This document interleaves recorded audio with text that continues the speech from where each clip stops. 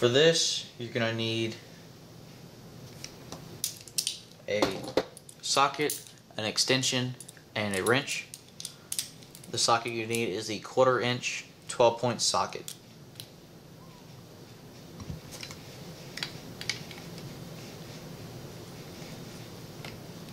So I'm screwing right there. This is what your rag is going to screw into.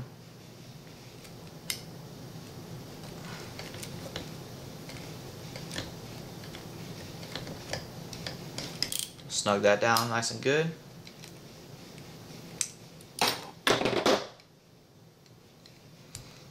Okay.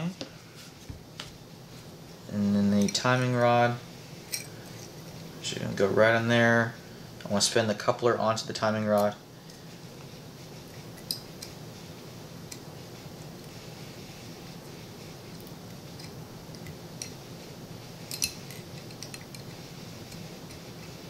Okay, I just spun it on a couple threads.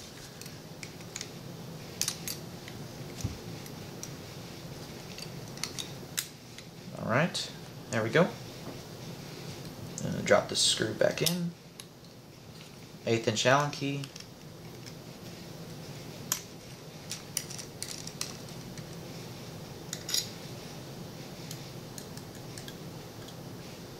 Tighten that down. You want to kind of do these like lugs on a car.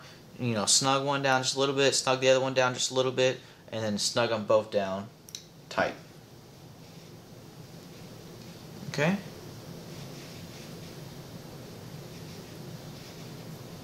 Looks like that screw is too far in. Alright guys, we're back. The issue I was having right there is that the timing rod was actually bent just a little bit and causing some binding. That's the reason my buddy gave me his gun to work on. He basically gave me this gun along with all of his other guns, all of his other autocockers to work on. So that was the issue with this one. That's why this one was not working. So now see, we're nice smooth trigger pull.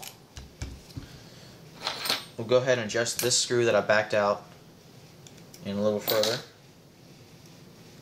What I'm going to do is I'm going to screw it all the way in until it stops. You can see I can't move the trigger plate because this screw is pinching it.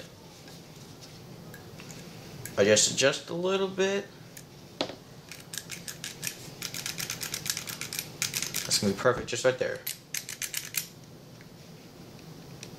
So I got no vertical slop whatsoever. There's still a little bit of side-to-side play. If you can hear that in there. But no vertical play whatsoever. Nice small pull, nice, smooth, straight pull. Sorry, get my words mixed up there. Alright. We'll go ahead and put the reg on. This is your high pressure reg. We did the low pressure reg right here. This is the high pressure reg, or your main reg. Most people just call it a reg. Screws into the vertical ASA. There we go. The back block screws right onto the pump arm.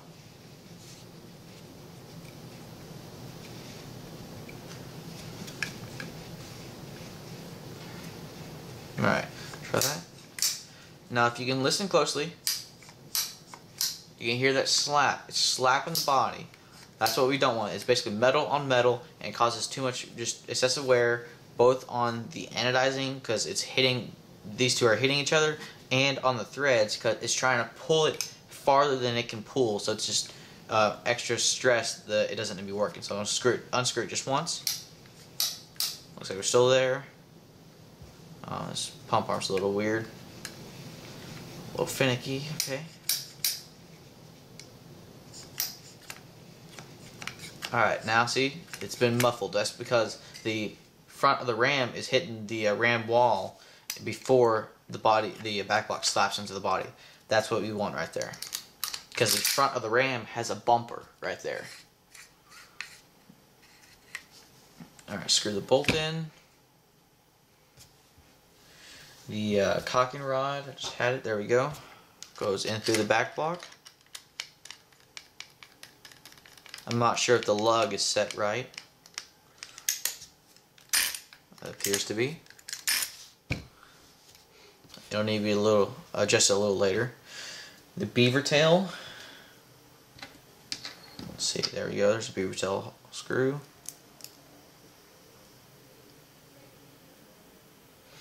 get the 1/8 inch Allen key again. Screw in just a little bit. The beaver tail is here so that you don't thumb the autococker, and also so the back block does not hit your mask whenever you're shooting. Tighten that down, and what I mean by that is the back block goes backwards and forward both whenever you're shooting, just like that. Okay, and also whenever the gun is in the closed, ready to fire position, without a beaver tail, you can put your thumb on that and apply pressure, and whenever you shoot, it'll shoot faster because the cocking rod is directly attached to the hammer and it's hitting the valve harder, so you'll get a higher velocity.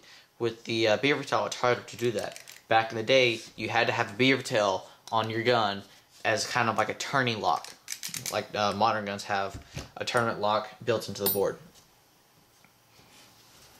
Alright, last piece, move this stuff out of the way, is the wire detent. You see it's a little piece of wire. Some guns use wire detents, some use a ball detent that just drops right in here to the slot. You have a screw that just tightens it down.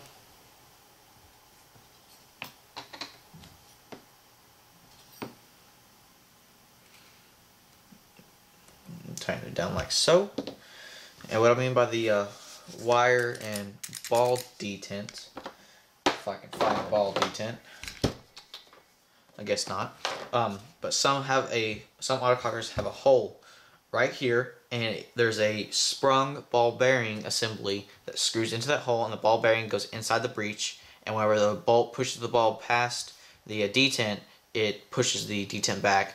Basically, what detents are here for is so that whenever the bolt is in the back position, only one ball falls down. You see the detents right here, right in front of the ball would be. So only one ball falls down. That way, if they weren't here, balls would roll through here and you'd load several balls.